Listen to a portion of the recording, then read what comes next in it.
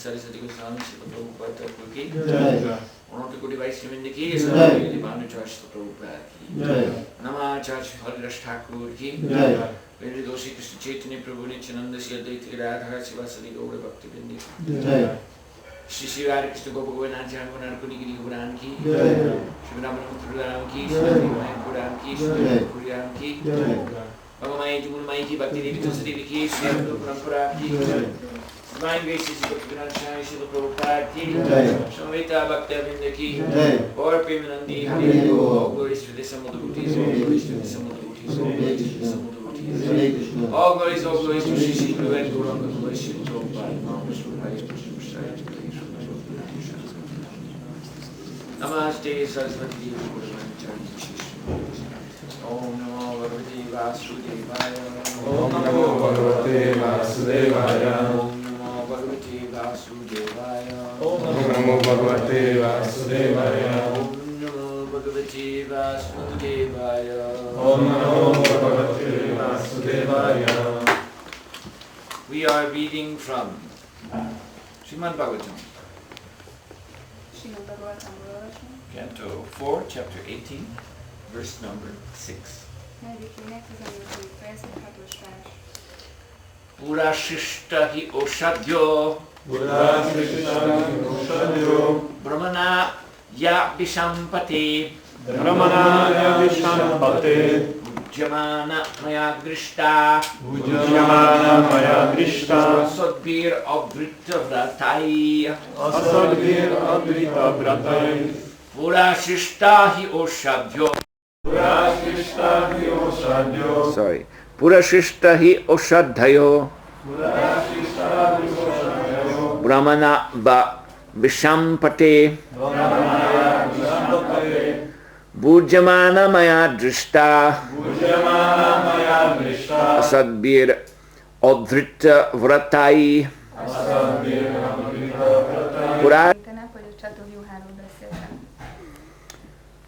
So the catur-vyuha manifest not only within the spiritual world as Krishna's first Vishnu Tattva expansion, but also they manifest within the Mahatattva. Ez a catur-vyuha nem csak a lelki világban nyilvánul meg, mint az Úr Vishnu első megnyilvánulása, hanem a Mahatattvába is. So the Mahatattva, we can say, is the stage on which the material manifestation unfolds. A Mahatattva mondhatjuk, hogy az a szint, ahol megnyilvánul az anyagi megnyilvánulás. The material manifestation is also a lila. Az anyagi megnyilvánulás is egy lila. Lila means play. A lila azt jelenti, hogy játék. So play takes place on a stage.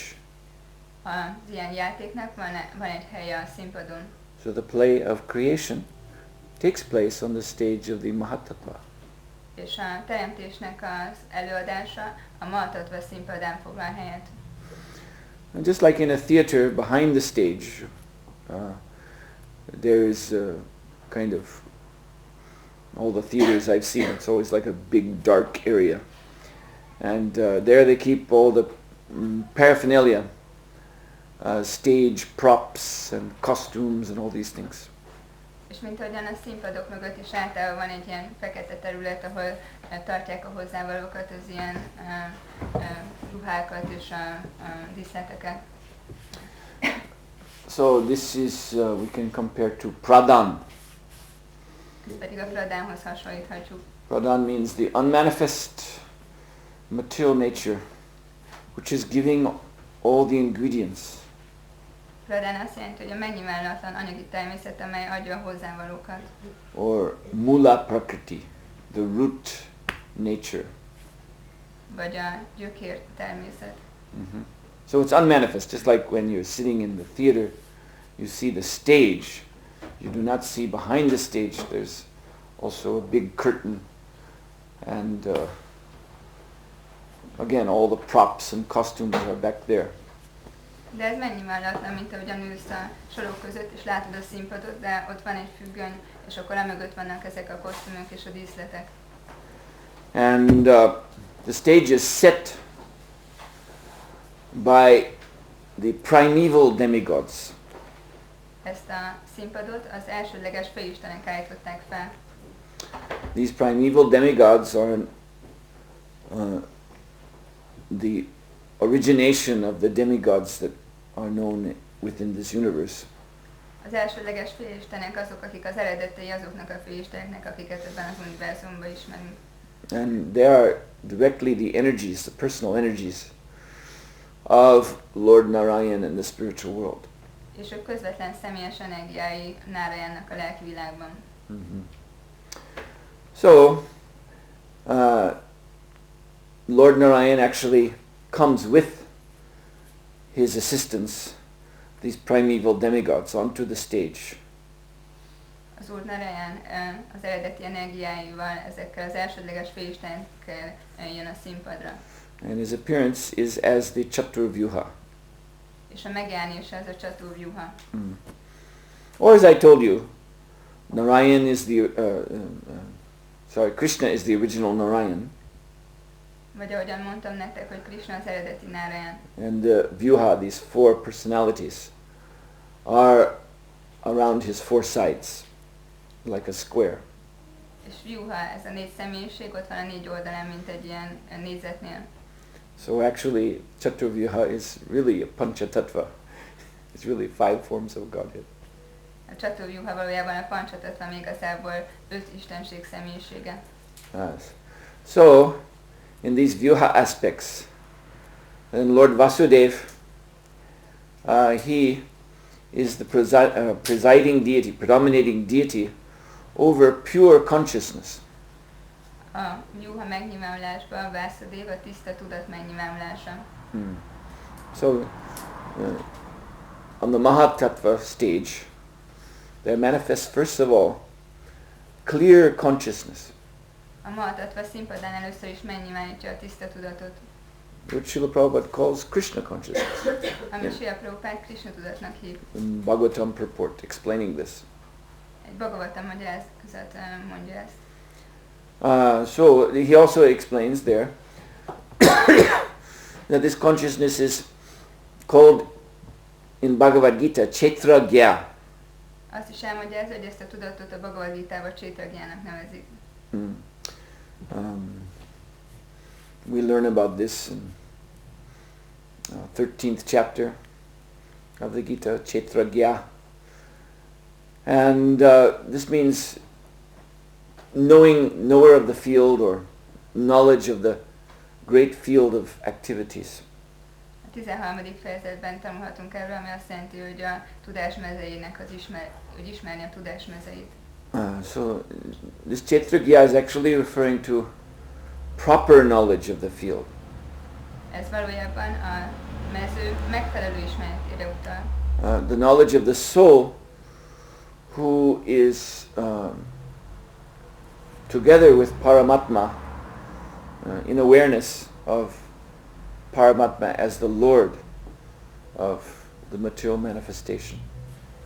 lélekről szól tudás, amelyben a lélek együtt van a Paramátmával, és tudatos erről, mint a mennyimállások uráról. So such a soul in this state of Vasudev Sattva, Shuddha Sattva, pure goodness, and he alone, that soul actually sees the material creation as it is. Az ilyen tiszta tudati lélek, aki Vasudev Sattva, Shuddha Sattva szinten van, ő látja a teremtést úgy, ahogy van.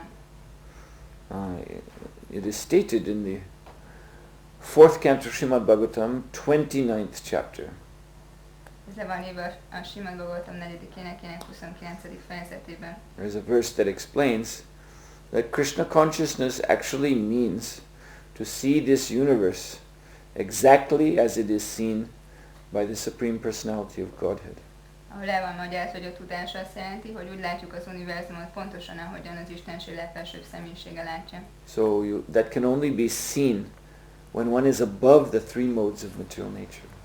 És ezt csak akkor lehet így látni, hogyha valaki a három kötőerő felett van. And that can only be seen by the grace of Lord Paramatma. Csak az Úr Paramátma kegyéből lehet látni. Yes. So this manifests first, this Vasudev stage of consciousness. So then what follows? Within this Mahatattva there appears three kinds of egotism. Aztán mi követi? Ebben a Mahatattva-ban megnyilvánul háromfajta egoizmus. So this is conditioned consciousness. Ez a feltételekhez kötött tudat. And these kinds of egoism, of course, they're within the three modes of material nature. Persze ez a háromfajta egoizmus, ez benne van a három kötőerőben. So, somehow or other, the living entity who begins in the Vasudev Sattva stage, which Prabhupada calls Krishna consciousness, somehow he desires to become entangled in the modes of nature. És valamiképpen ez a tiszta élőlény, aki eredetileg ebben a tiszta Vasudev Sattva tudatban volt, vágyik rá, hogy a három kötőerőbe befedett tudat valamelyikével legyen. That indicates that such a living entity, although he starts off on the liberated position, he's not actually relishing rasa, divine loving exchange with the Lord, even though he's situated in jnana, transcendental knowledge. Más szavakkal ez a lélek még akkor is, hogyha tiszta tudatban van, nincsen rasszája az Úrral, vagyis hogy csak tudása van, tiszta tudása. So this Vasudev Sattva platform, which is also known as Turiya, the fourth stage, which means beyond the three modes of nature. Ez a Vasudev Sattva szint, ami túl van a három kötőerőn. Is still not equivalent to Krishna Bhakti Rasa as manifest in Goloka Vrindavan. Az még nem egyenlő a Krishna Bhakti rasszával, ahogyan az Goloka Vrindavanban nyilvánul meg. So these living entities who desire to enter into the modes of nature and enjoy them, associate with them and enjoy them. Ezek az élőlények, akik arra vágynak, hogy belépjenek az anyagi természet kötőrébe és élvezzék azokat. They are first covered, their consciousness is first covered by tamasa buddhi. That means buddhi or intelligence in the mode of ignorance. Akkor először tudatukat tamasa buddhival lesz befedve, ami azt jelenti, hogy buddhi vagy intelligencia, ami a tudatlanságban van. And this is also called in the Shastra, Prabhupada mentions this again in 13th chapter purport. This is called abhyakta.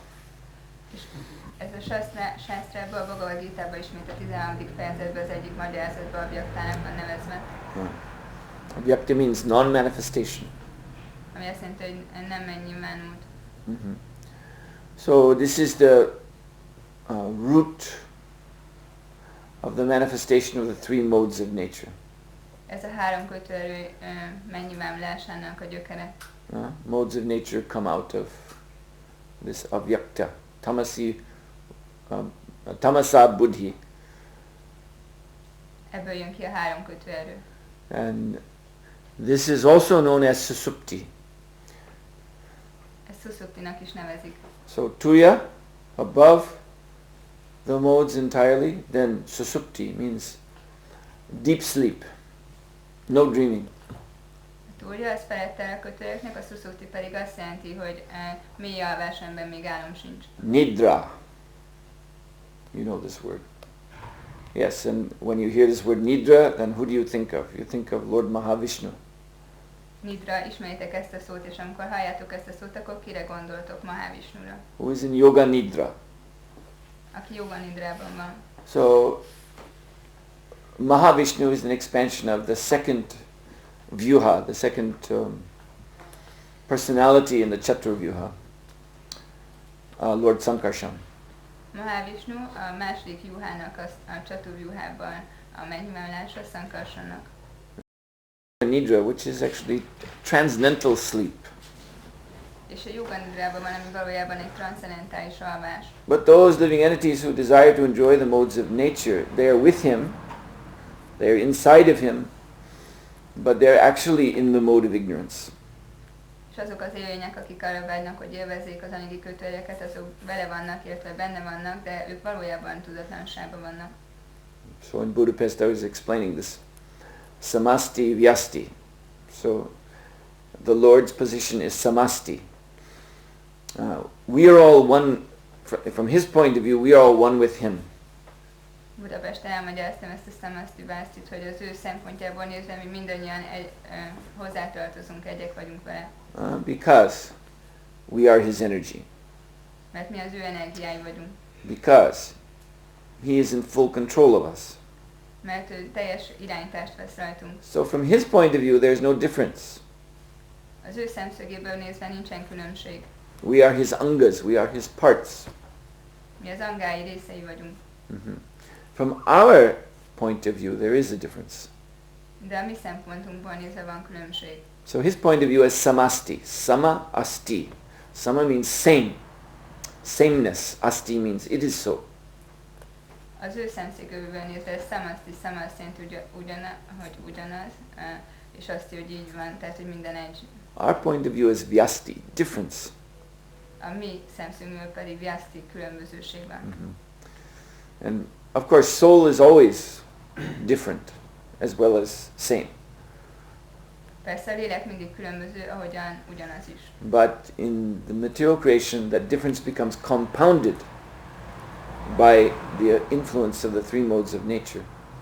De az anyagi teremtésben ez a különbség hangsúlyozva lesz a három kötőerő miatt. You see. Anyway, I explained all these things in Budapest. I don't think I should explain them all again here.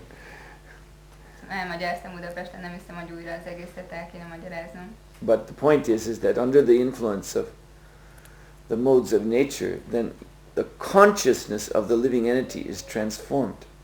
De a lényeg az, hogy a három kötőerő hatására az élőlénynek a tudata megváltozik. Even though he's one sense different from the Lord, in Vasudeva consciousness, he realizes his sameness with the Lord too.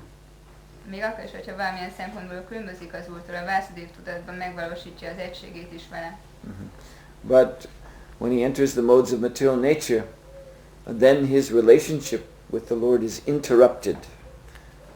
De amikor belép a kötőerőkbe, akkor meg lesz szakítva ez a kapcsolat az Úrral. And so Mahavishnu is sleeping in spiritual bliss, but these vyasti jivas are actually absorbed in tamoguna. Mahavishnu lelki gyönyörbe alszik, de ezek a vyasti jivák valójában a tamogunában vannak. So in that tamasic state, they have no consciousness of the Lord anymore. És ebben a tamaszikus állapotban nincsen tovább egyáltalán semmi tudat az Úrról. Nor do they even have consciousness of themselves as spirit soul. Még magukról sincs, mint lelki lények. Actually, they don't have consciousness of anything. Semmiről sem tudatosak egyáltalán. You see.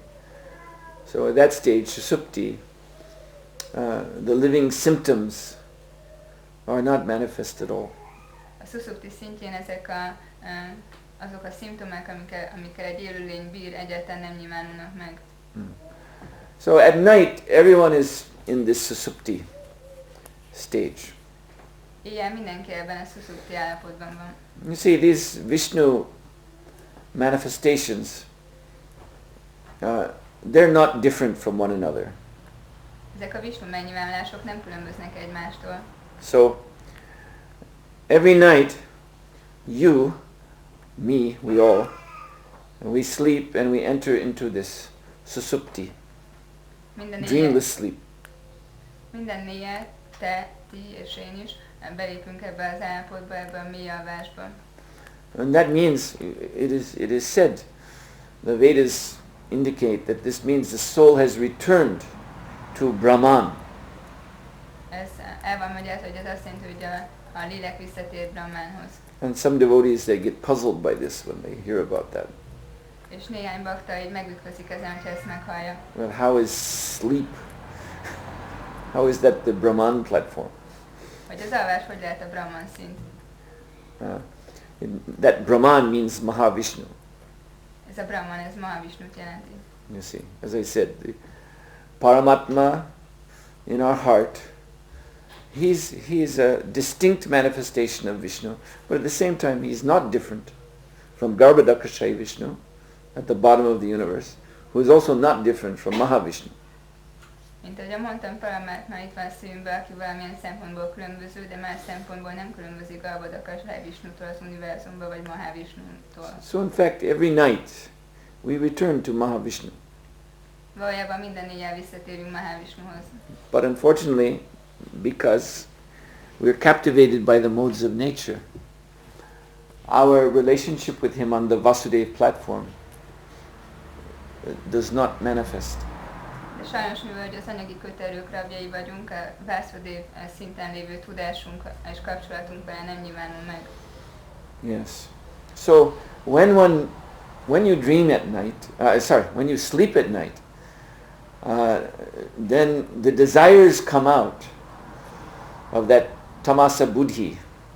The desires gradually manifest in the form of svapna or dreams. Amikor alszol éjjel, akkor ezek a tamaszikus vágyak megnyilvánulnak álomként. So the dreaming state is the consciousness associated with the next manifestation of Vishnu, Garbhodakashai Vishnu. Tehát az álmodó állapot az a Garbhodakashai Vishnuval való szintnek az állapota. Who is Pradyumna? Aki Pradyumna. The third of the vyuhas. A harmadik a vyuhák közül. Yes. So he is the Lord of intelligence. That means intelligence which is already pervaded by material desires. De ez az az intelligencia, amit már áthatottak az anyagi vágyak. And thus this intelligence is seeking an outlet of these desires. És ez az intelligencia keres egy kiutat ezekből a vágyakból. So that seeking of an outlet first manifests in consciousness in the form of dream. Ez a kiútkeresés először a tudatban, mint álom nyilvánul meg. And in fact, we as human beings, more or less, we're always dreaming. This is the statement of we find in Srila Prabhupada's books in several places. És valójában mi emberi lények mindig álmodunk, ezt néhány helyen megtalálható Srila Prabhupád magyarázataiban. So dream means the mode of passion. Ez az álom, ez a szenvedély kötőerejét jelenti. There's a churning up of desires. Mint egy ilyen felturbózását a vágyaknak. So human beings very rarely go beyond that platform. Az emberi lények nagyon ritkán mennek túl ezen a szinten. And this is why human psychology is so interesting. És ezért olyan érdekes az emberi pszichológia. Because human beings, when they're so-called awake, they're also dreaming. Mert az emberi lények még akkor is, amikor az úgynevezett felkelt állapotban vannak, még akkor is álmodnak. So this is why our mental functions are very complicated. És ezért annyira bonyolultak az ilyen elmebeli funkcióink. Because even when we're awake, then our desires are coloring everything we see with a dreamlike hallucinatory quality. Mert még akkor is, amikor ébren vagyunk, akkor ezek a vágyak befestenek mindent így ilyen álomszerű halucinációs tulajdonsággal. So we do not see things as they actually are, Tehát nem úgy látunk dolgokat, ahogy valójában vannak. which is really what the waking state is all about. Amiről valójában szólna egy ilyen ébrenléti állapot. Mm-hmm. So when these desires come out, you see, then the living entity's individuality is beginning to manifest. Amikor ezek a vágyak kijönnek, akkor az élőlénynek a személyessége megnyilvánul. Their individual qualities, A személyes tulajdonságai. which of course are very, just unlimitedly variegated, but can be divided into two broad categories. Ami természetesen különféle variáció lehet, de kettő fő kategóriára lehet osztani. Those two broad categories are pious and impious. És ez a kettő kategória a jámbor és bűnös. So there are living entities who they have desires, but the desires come out in a pious way. Vannak élőlények, akiknek vannak vágyaik, de ez egy jámbor formában nyilvánul meg.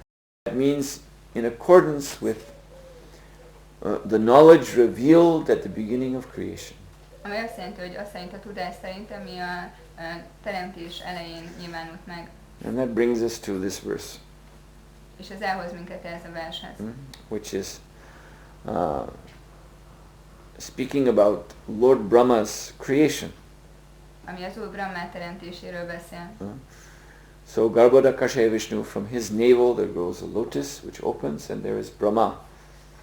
Ott van Garbhodakashaya Vishnu, akinek a köldökéből nő ki ez a lótusz, és ott van Brahma. Who is addressed in this verse as Brahmana, means he is the first Brahmana. Akik itt Brahmanának szólítanak, ami azt jelenti, hogy ő az első Brahmana. The direct son of Vishnu. Vishnu közvetlen fia. So he is Adi Kavi, the original Vedic poet. Ő Adi Kavi, az eredeti védikus költő. And the guru of everyone who follows him in the unfolding of creation. És a guruja mindenkinek, aki követi őt a teremtés folyamán. So those who are considered to be pious, then they're inclined to follow the teachings of Lord Brahma. Azok, akiket jámboraknak tekintenek, azok készek arra, hogy kövessék Brahmának a tanításait. It is said in the Vedas that in the beginning of creation, Lord Brahma taught sacrifice. A védek azt mondják, hogy a teremtés kezdetén Brahma áldozatot tanított. Because Lord his work is sacrifice. Mert az Úr Brahmának a munkája az az áldozat. This creation, this universe, is produced from sacrifice. Ez az egész univerzum, ez a teremtés az áldozatból jött létre. And it is meant for sacrifice. És áldozatra is van. So, Brahma assembled the very first living entities, the very beginning of the universe. There were not so many then. Brahma összegyűjtötte az első lényeket, a teremtés kezdetén nem volt akkor még túl sok. And their individual qualities had not yet been fully realized. És a személyes tulajdonságaik nem voltak még teljesen megvalósítva. So they were all sort of, you could say, innocent. Tehát mind mondhatod, hogy kicsit ártatlanok voltak. But then Lord Brahma gave them knowledge. De aztán az Úr Brahma adott nekik tudást. So this is like, you may know, a similar point is made in the beginning of the Bible about Adam and Eve. Mint ahogyan tudjátok, egy hasonló pont van adva a Bibliába is, Ádámról és Éváról.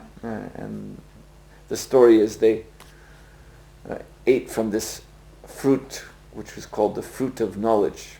Hogy van ez a történet, hogy ettek egy gyümölcsöt, amit a tudás gyümölcsének hívnak. So sometimes we wonder, why would that be bad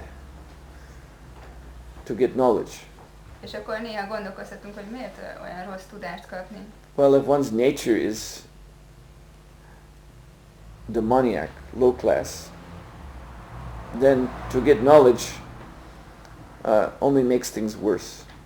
Mert valaki számára, akinek a természete démonikus vagy rossz, annak tudást kapni csak még rosszabbá tesz dolgokat. And it's interesting that the story of Adam and Eve is originally found in the Bhavishya Purana. Ezt érdekes tudni, hogy Ádám és Éva története eredetileg a Bhavishya Puránában van benne. And they're known as Adama and Havyavati. Adama és Havyavati a nevük. And they are the progenitors of the mlechas. És ők a mlecsáknak a teremtői vagy létrehozói. So, okay.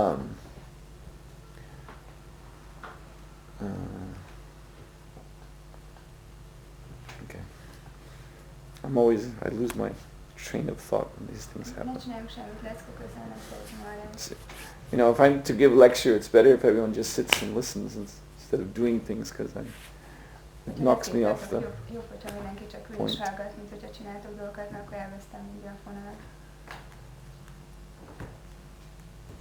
So, anyway, Lord Brahma taught sacrifice in the beginning of creation.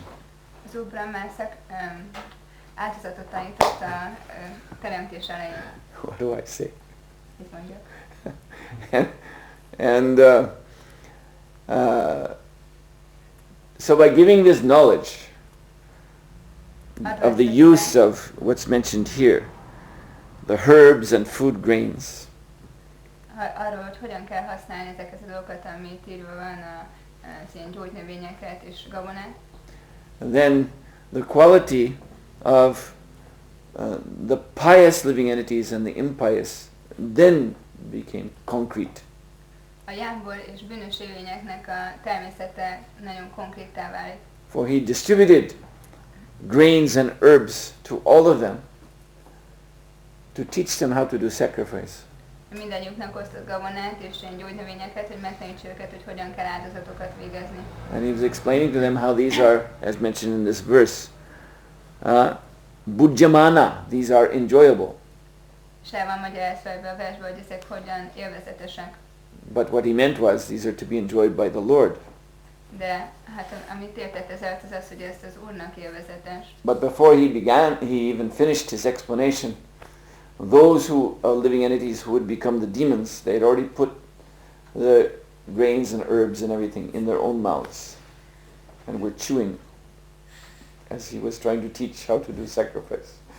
De miatt még el is magyaráztatta volna ezt az egészet, azok az élőlények, akik démonokká váltak később, azok fogták ezt a gabonát és a növényeket, és betették a szájukba, elkezdték enni és rágni még akkor is, miközben ő tanította az áldozatokat. Oh, if it's enjoyable, then it's for me. Ó, hát ha ez élvezetes, akkor nekem van.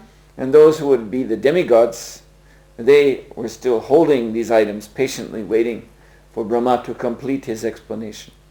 És azok, akik pedig később félistenek kiváltak, azok türelmesen vártak, hogy Brahma befejezze a magyarázatát, hogy mit kell tenni ezekkel.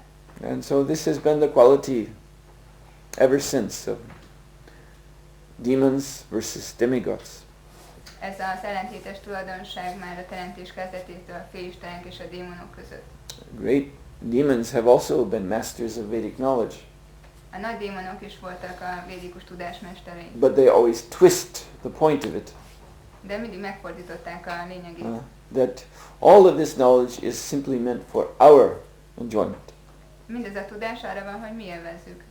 Whereas Vishnu Bhakti Smrito Daiva, the demigods are devotees of Vishnu. Míg a félistenek Vishnu baktái. They know that these items are meant for his satisfaction. And then we may take afterwards prasad.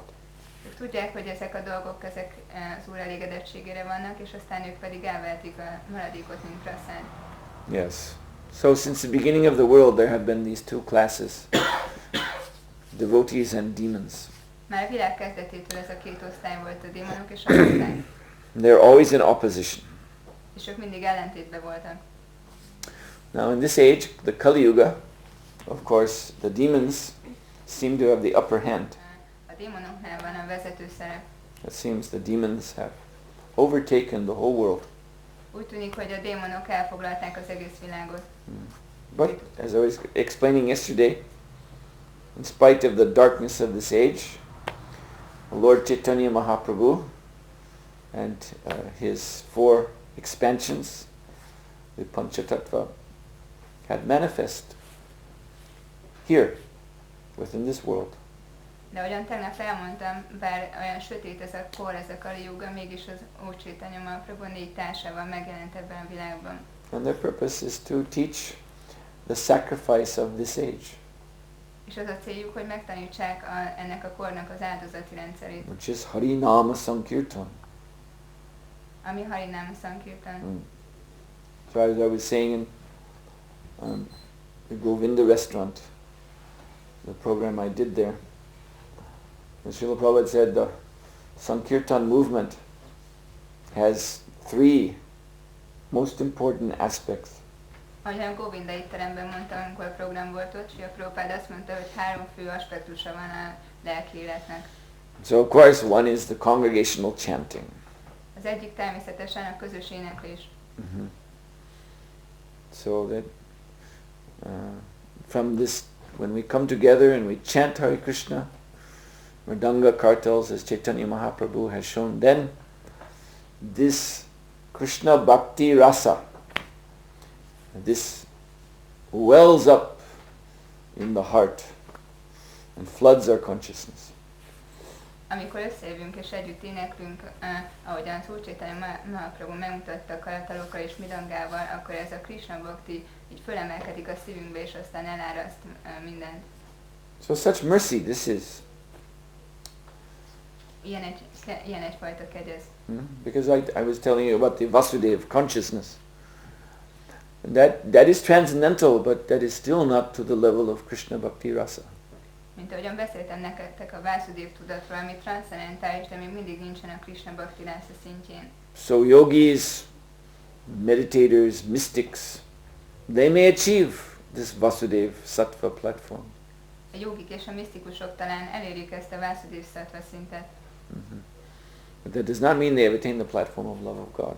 De ez nem azt jelenti, hogy elérik az Isten szeretet szintjét is. And so they may still again fall under the influence of the modes of nature.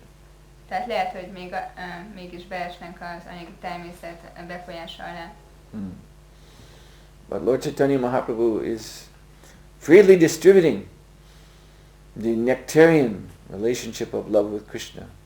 De az Úr Chaitanya Mahaprabhu szabadon osztotta az Krishnával való kapcsolat nektárját. In the form of congregational chanting.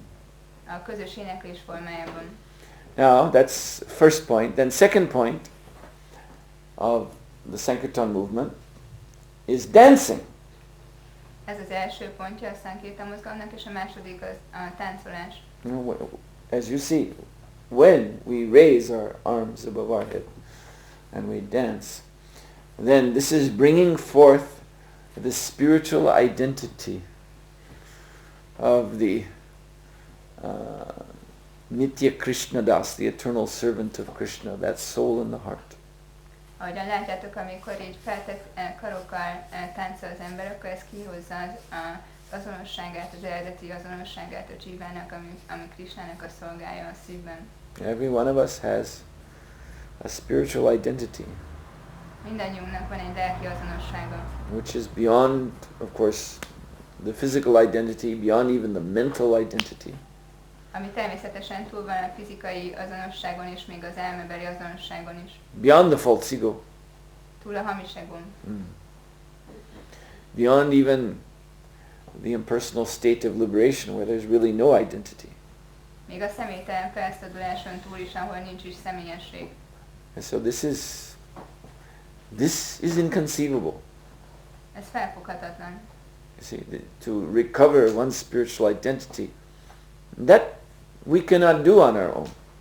Az, hogy fel legyen fedve a lelki azonosságunk, ezt nem tudjuk magunk megtenni. Not by yoga or any other process. Sem jogával, sem más folyamattal. But by Chaitanya Mahaprabhu's mercy, all you have to do is while you're chanting Hare Krishna, just raise up your hands over your head and dance. De Chaitanya Mahaprabhu kegyéből az egyetlen, amit tenned kell ezért, az az, hogy felemeled a kezedet és táncolsz. Yeah? And then the identity of so many things are coming out. The identity of one's eternal dependence upon Krishna, the aspirations to achieve loving service to Krishna, they all come welling out of the heart like a fountain. És olyan sok azonosság kijön ebből a táncolásból, az örök függőségünk Krisnán, az a vágy, hogy együtt legyünk vele, ez az egész így kijön. And then the third aspect, essential aspect of the Sankirtan movement, Srila Prabhupada said, is prasadam. És a harmadik nagyon fontos aspektusa a Sankirtan mozgalomnak, ahogy Prabhupada mondta, az a prasadam. So, you see, because we're still in this body, Láthatjátok, mivel, hogy még mindig ebben a testben vagyunk. So that means modes of nature, that's what this body is. It's simply a manifestation of the three modes of nature. So modes of nature are very close. Még nagyon közel vannak a természet kötőerei, mert ez az, amiből van ez a test a természet kötőereiből. But we can purify those modes. We can purify this body by taking Krishna Prasad. De megtisztíthatjuk ezeket a kötőerőket, és megtisztíthatjuk ezt a testet csupán azzal, hogy Krishna prasadamot fogyasztunk. And this also goes hand in hand with the preaching mission, expanding of chanting of Hare Krishna throughout the world. És ez kéz a kézben megy a prédikáló misszióval, amelyben mi a Hare Krishna mantrát terjesztjük az egész világon át. Because the tongue, which is the most powerful sense, has two functions. That's why it's most powerful. Mert a nyelvnek, amely a legerősebb érzék, két funkciója van, és ezért is a legerősebb. Every other sense has only one function. Minden más érzéknek csak egy funkciója van. So the tongue is called vacha. When we speak, we use the tongue for speaking. Az egyik, a vacha, amikor használjuk a nyelvet arra, hogy beszéljünk. And vacha is a vegam. Vacho vegam, you know this from Upadeshamrita. Vacha is a vegam, it's a passion, it's a pushing agent in this body, pushing us to do karma. És a vácsó, az vegam, mint ahogyan az Upanishadokban olvashatjuk, hogy ez egy késztetés, ez egyfajta szenvedély, amely karmát okoz. So all the living entities are pushed by this vacha to make some sound. Minden élőlény nyomva van ebben a világban ezáltal a vácsa által, hogy valamilyen hangot adjon ki. And of course, mostly in this material world, these sounds are nonsense sounds. És a leginkább ebben az anyagi világban ezek ilyen ostoba hangok jönnek ki. And as Bhaktisiddhanta Saraswati Thakur used to say, nonsense talk leads to nonsense thought, which leads to nonsense action. És ahogyan Bhaktisiddhanta Saraswati Thakur mondta, hogy a ostoba beszéd az ostoba gondolathoz vezet, ami pedig ostoba cselekvéshez. Which leads to the repetition of birth, death, disease and old age. Ami a születés, öregség, betegség, halál ismétlődéséhez vezet. So, but this vacha pushing is subdued and purified when we chant. De ez a vácsa, ez a nyomás, ez le lesz foglalva akkor, amikor csapázunk. Then the other function of the tongue is called jiva. The tongue tastes. A másik funkciója a nyelvnek pedig a jiva, amikor a nyelv megízlel dolgokat. So what to do about that? Krishna Prasad. Akkor mit csináljunk ezzel? Krishna Prasad. And all living entities, of course, they're so much under control of this jiva vegam.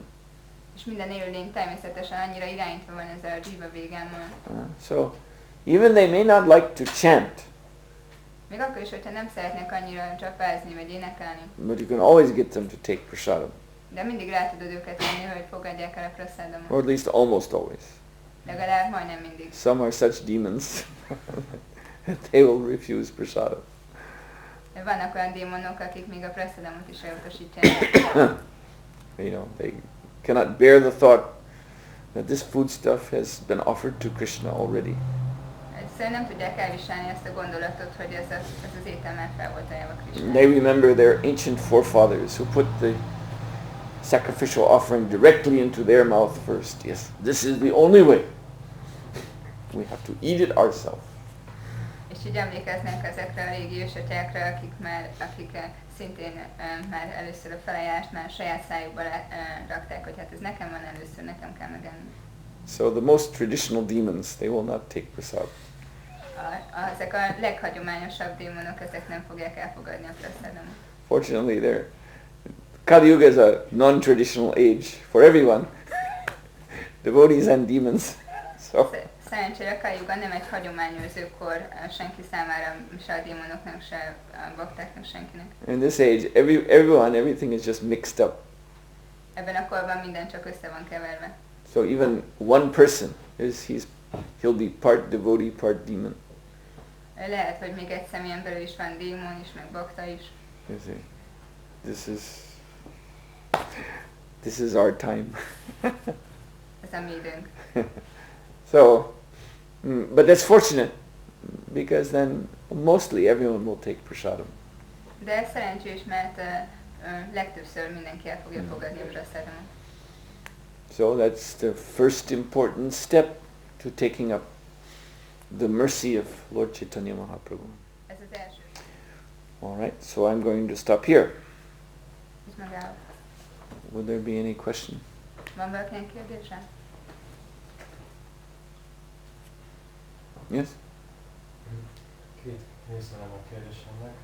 Elég sűrűn találkozunk itt nyugaton buddhistákkal és keresztényekkel, és hogy mindig felmerül az a kérdés baktánkból, hogyha ők mondjuk lehetőségekhez képest legjobban gyakorolják az ő folyamatokat, akkor hova jutnak el. És ugye buddhistákkal kapcsolatban hallottam, hogy ők a susuktiban mennek, hogy van, hogy ez igaz. There is two parts of the question. And one is that we often meet with Buddhists and Christians, and they try in some way or another to practice a spiritual life, and what will they get?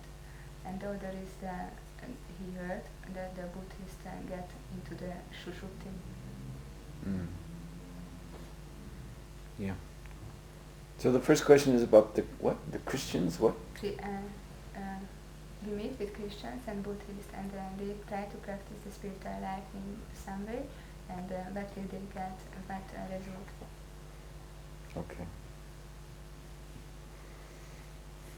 Well, to this first question, you cannot give a categorical answer. Az első kérdésre nem tudok egy kategorikus választ adni. Because you're talking, what is a Christian? I mean, Christianity is a category, big category of many different kinds of people. Mert a kereszténység az egy nagy kategória, ami sok különböző embert foglal magába. So, but if the point of your question is, if someone belongs to the Christian religion, de a kérdésednek a lényege az, hogy ha valaki a keresztény valláshoz tartozik, what does he get out of it? Mit kap ebből? And the answer is not necessarily anything. A válasz az, hogy nem szükséges, hogy bármit is kapjon, nem biztos, hogy kap valamit. Just by thinking I'm a Christian does not mean anything. Csak azáltal, hogy azt gondolja, hogy én keresztény vagyok, ez még semmit sem jelent. In this verse we have some words.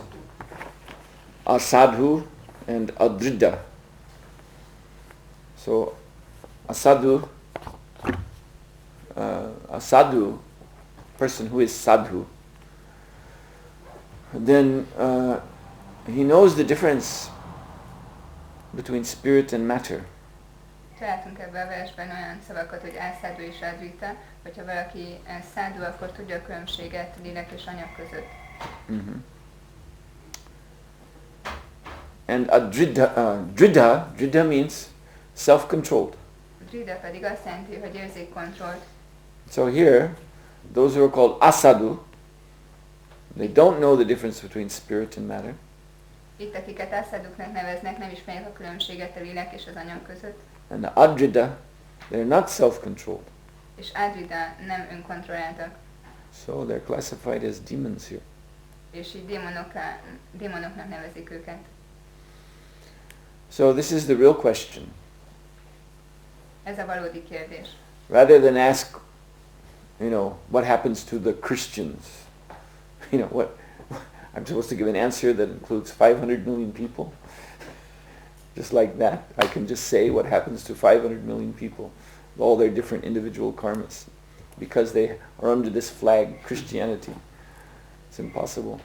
Tehát inkább így kell nézni a dolgokat, mint hogy úgy, hogy mi történik a keresztényekkel, mert nem lehet egy olyan választ adni, hogy mi történik 500 millió emberrel, akik mind különféle személyiségek, csak ez alatt a zászló alatt vannak összetömítve egy kereszténység.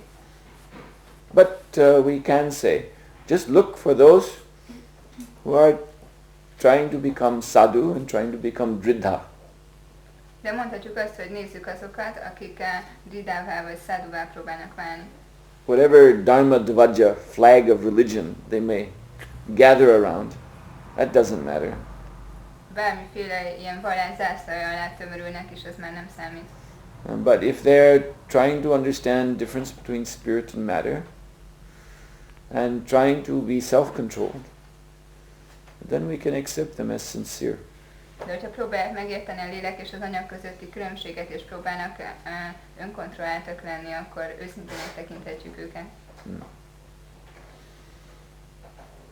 But many people are Christian or Buddhist. You mentioned these two.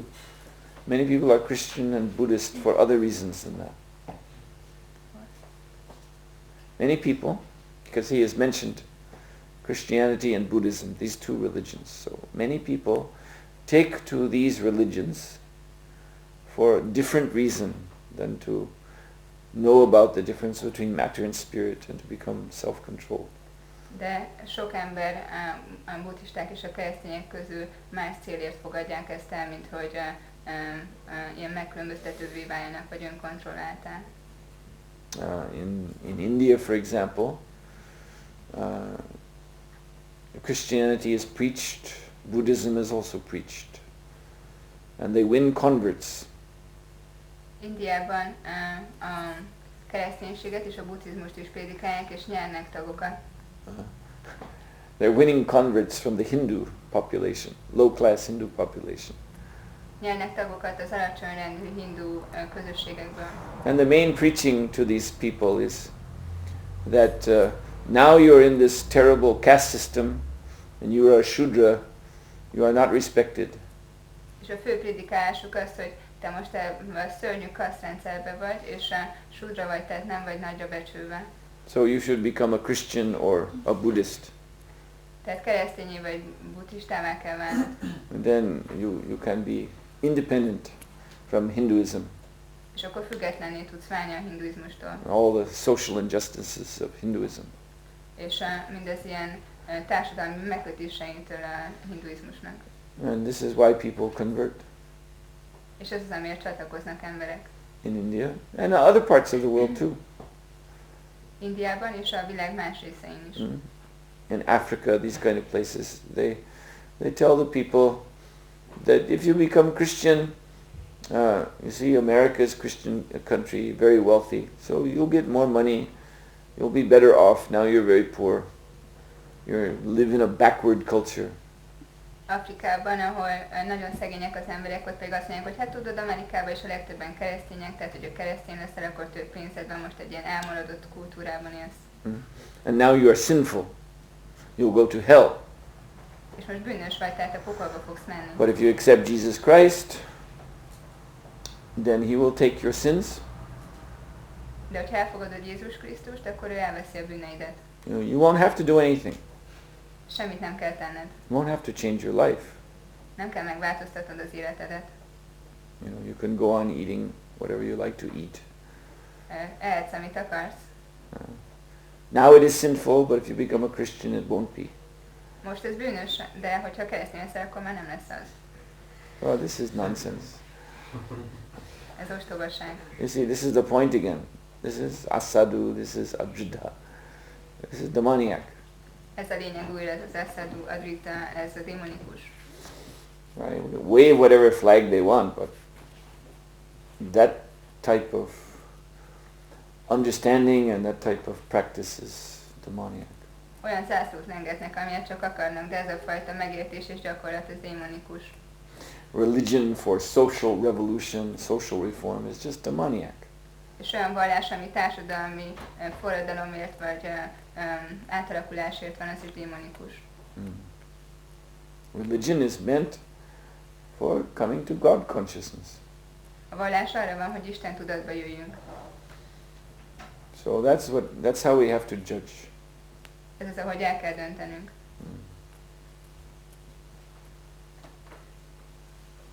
Oh, and then the second question was about susupti. What was it again? He heard that the Buddhist... Oh, Buddhist, yeah, right. Well, Prabhupada said that the Buddhists can go as far as the pradhan, Prabhupád azt mondta, hogy a buddhisták a pradánig juthatnak el. which is the unmanifest stage of material nature. I explained that. Ami, ahogyan elmagyaráztam, az anyagi természet megnyilvánulatlan állapota. Yeah, and that's described in the 12th canto of Srimad Bhagavatam by Sukadeva Goswami. És ezt a Srimad Bhagavatam 12-ének elmagyarázza el. That Shunyavat means it is like a void state. Shunyavat, ez olyan, mint egy üres állapot. So if we enter into the pradhan, unmanifest material nature, then the experience is void. Hogyha belépünk a pradánba, ami a megnyilvánulatlan anyagi természet, a tapasztalatunk az az üresség. Not that we have become void, become nothing, but he says, Shunyavat, it is like that. Nem az, hogy ilyen üressé válunk, hanem Shunyavat, ez olyan. You had a question? Elkezdett történetet mondani magának, ez az Ádám és Éva történetet a Bavisa Puránából, csak megszakadt közben a lecke. Csak hogy mi lett volna a vége, hogy mondta, hogy így kapcsolódik ez az adáshoz, és azt nem értettem. He started the story of Adam and Eve from the Bhavisha Purana with the connection of getting knowledge, and he said it was not completed. But then, so that could be the end of the story with the Adam and Eve and with the knowledge of the fruit of knowledge. What's the end of the story? Yeah. Let's just read the Bible.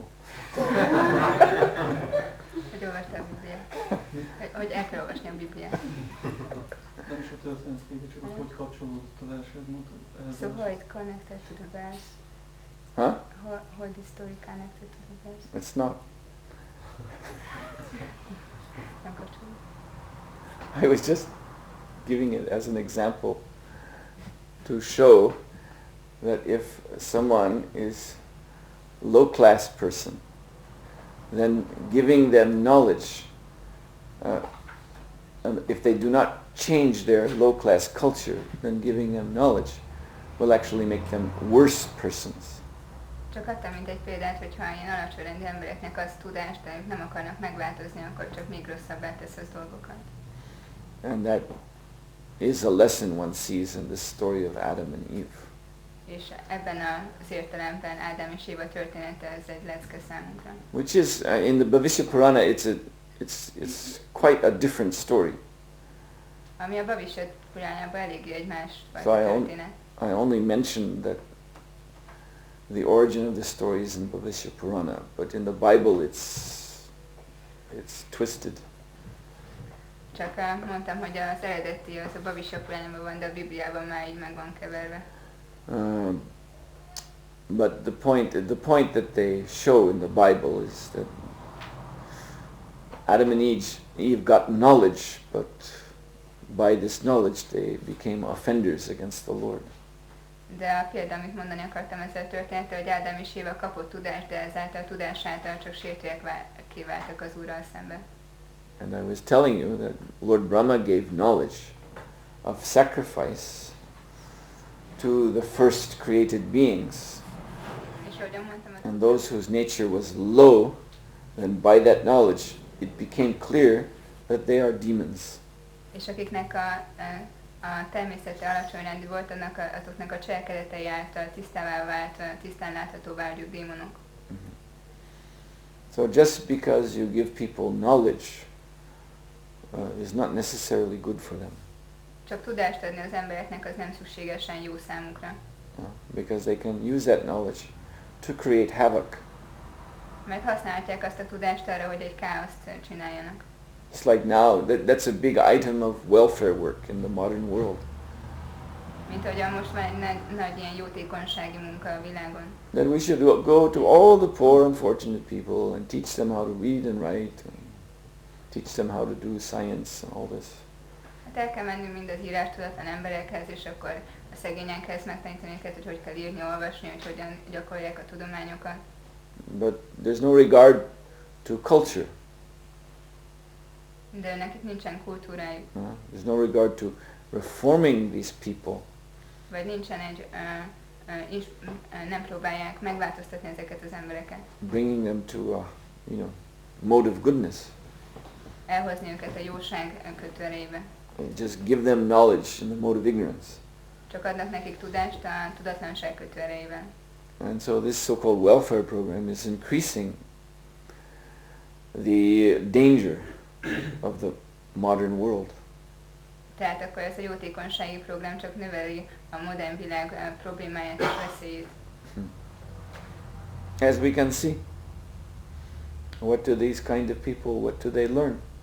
Ahogyan láthatjuk, mit tanulnak az ilyen emberek. They learn how to make bombs. Megtanulják, hogy kell bombákat csinálni.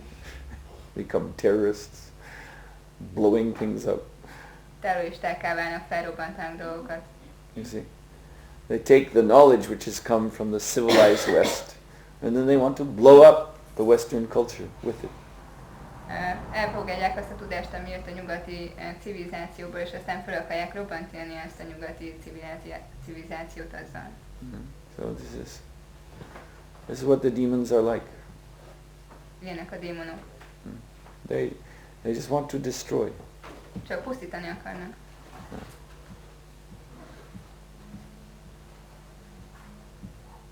They're not interested in creating. They're under the mode of ignorance. Nem érdekli őket a teremtés vagy dolgok létrehozása, ők a tudatlanság kötörében vannak. So if they're like that, if they cannot become reformed in their qualities, then they should just be left to be in ignorance. Just leave them in the jungle, leave them in the mountains, let them herd their goats or whatever they do. Let them have their own life. Leave them alone. That was the principle of Vedic civilization. És hogyha ők ilyenek és nem is akarnak megváltozni, akkor jobb őket tudatlanságba adni, jobb ott hagyni őket a dzsungelbe vagy a hegyekbe, hogy ott vadászanak a kecskékre. Ez a védikus utasítás az ilyen emberekkel. In Vedic culture, those who could not be civilized, they were left in the jungles. A védikus kultúrában, hogyha valaki nem lehetett civilizált embert csinálni belőle, akkor ott hagyták a dzsungelbe. Nobody bothered them. Just let them do their thing, whatever they want to do in the jungle. Senki nem bántotta vagy zavart őket, csak hagyták, hogy azt csinálják, amit akarnak ott a dzsungelben. Alright, so we'll stop here. Srila Prabhupada ki jai.